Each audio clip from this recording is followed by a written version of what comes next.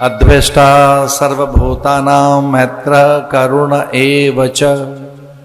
निर्ममो निरहंकार समदुःख सुख क्षमी। इसे याद रखिए।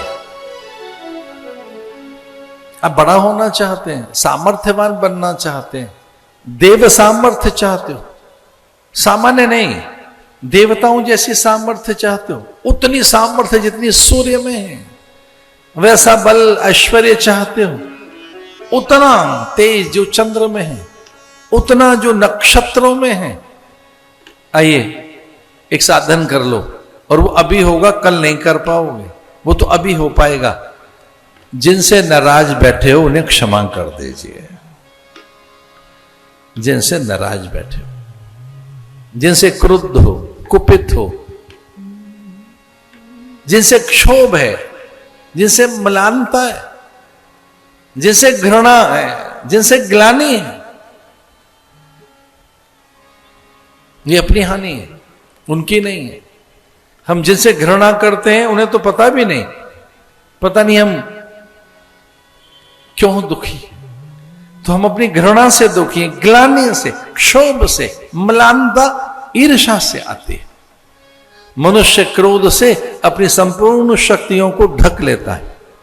क्रोध एक ऐसा आवरण है जिसमें वो स्वभाव से विपरीत जाता है, विपरीत जाता है। क्योंकि क्रोध सबसे निंदनीय और अत्यंत हानिकारक और हेय सत्ता है। क्रोध मारक है, विदारक है। क्रोध क्षोभ पैदा करता है। क्रोध एक स्थायी वो भाव है जो नारकीय यातनाएं हमको देता है। इसे सुजान बुद्धिमान उसे कहेंगे जो हृदय से दूसरों को क्षमा कर देता है। क्षमा कीजिए। एक सच्ची घटना है।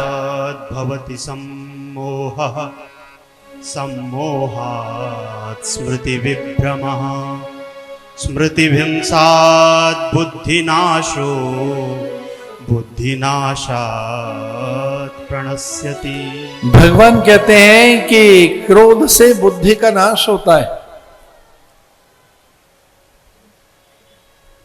ये हमारा शत्रु है जो हमारा नाश करता है। एक सच्ची घटना है। पति पत्नी का मन हुआ कि दान दिया जाए, ये सच्ची घटना है। और वो अपने गुरु के पास गए कि भगवान ने बहुत कृपा की है, हमें बढ़ा दिया है, हमसे दान करवाइए, हम दान देना चाहते हैं। दान से शुद्धि होगी, अर्थ की सिद्धि होगी, प्रसिद्धि मिलेगी, यशवर्धन होगा, हम भी हैं, समाज में परिचय मिलेगा, समाज में हमारा आदर होगा, हम संपन्न कहलाएंगे, अभिजात्य कहलाएंगे, हमारी भी चर्चा होगी, हमारे भी नाम का उल्लेख होगा। हम दान देना चाहते हैं, हमसे दान करवाइए। तो उनके गुरु ने कहा कि आज तो लौट जाइए, कल से कराएंगे, आज महादान कर दो। कौन सा? बोले क्षमादान कर दीजिए आज। और सचमुच ऐसा हुआ, उन्होंने अपने भाई को क्षमा किया था। ये सच्ची घटना। एक संत का प्रतिदिन किसी एक घर से भोजन जाता था, एक कुटिया में, और संत ने भोजन बंद कर दिया था। ये सच्ची घटना सुना रहा हूं आपको मैं। संत ने फूल और पत्ती और उसके दूर्वा के रस से 15-20 दिन बिताए थे। चूंकि पूरे गांव में तो पता ही नहीं था उस शहर में कि इनको कोई और भी भोजन कराएगा। संत का अयाचित व्रत था, संत मांगते नहीं थे। वो संत ने भोजन मांगा नहीं और उन्होंने भोजन भेजा नहीं।